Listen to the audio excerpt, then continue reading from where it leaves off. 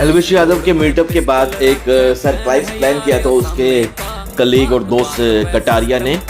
तो जैसे ही वो आया तो उसके लिए केक कटिंग रख लिया था, और गाड़ी जो उन्होंने सरप्राइज गिफ्ट में रखी थी वो थी रूबन, जो एक जीप ब्रांड कंपनी की गाड़ी है, और वो थार जैसी गाड़ी दिखती है बट उसके कंपैरिजन में काफ़ी अच्छी माइलेज और काफ़ी अच्छा मतलब उसका इंजन पावर है।